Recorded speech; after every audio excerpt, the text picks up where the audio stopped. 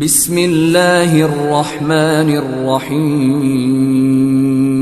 عابد صاحب رحمۃ اللہ علیہ دیوبند کے نہایت متقی پرہیزگار اور صاحب اثر بزرگ تھے۔ آپ کی ولادت 1834 میں ہوئی۔ دیوبند اور دہلی میں تعلیم پائی، لیکن باضابطہ علوم کی تکمیل نہ کر سکے۔ آپ حاجی امداد اللہ مہاجر مکی رحمۃ اللہ علیہ سے مجاز بیعت تھے اور اہل حق لوگوں میں سے تھے۔ 60 سال تک چھتہ مسجد میں آپ کا قیام رہا۔ مشہور ہے کہ 30 سال تک آپ کی تکبیر اولیٰ فوت نہیں ہوئی۔ اتباع سنت کا بہت اہتمام کرتے تھے۔ ایک مرتبہ آپ کے ایک مرید حاجی محمد انور دیوبندی نے نفس کشی کے طور پر کھانا پینا قطعاً ترک کر دیا۔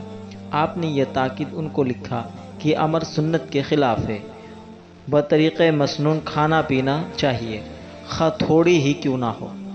حضرت تھانوی رحمۃ اللہ علیہ نے ان کے بارے میں فرمایا کہ میں حاجی صاحب کو بزرگ سمجھتا ہوں، مگر یہ خیال نہ تھا کہ وہ شیخ اور مربی بھی ہے۔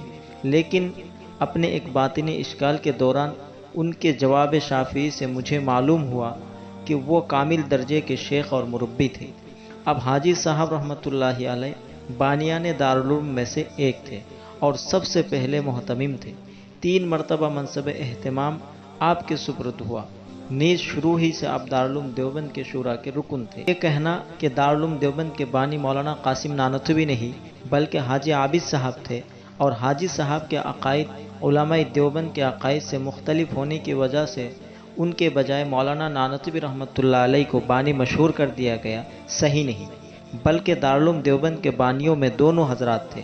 تاریخ دارالعلوم میں صراحت ہے کہ موجودہ دارالعلوم دیوبند کی بنیاد رکھنے والوں میں مولانا نانوتوی اور حاجی عابد صاحب دونوں شامل تھے۔ جہاں تک عقیدے کے مختلف ہونے کی بات کہی گئی تو یہ بات بھی صحیح نہیں، بلکہ جس مسلک و مشرب سے مولانا نانوتوی رحمۃ اللہ علیہ اور مولانا گنگوہی رحمۃ اللہ علیہ تھے، اسی مسلک و مشرب سے حاجی صاحب بھی تھے۔ تینوں حضرات سید الطائفہ حاجی امداد اللہ مہاجر مکی رحمۃ اللہ علیہ سے بیعت تھے، جیسا کہ حضرت تھانوی رحمۃ اللہ علیہ کی بات ابھی بیان ہے۔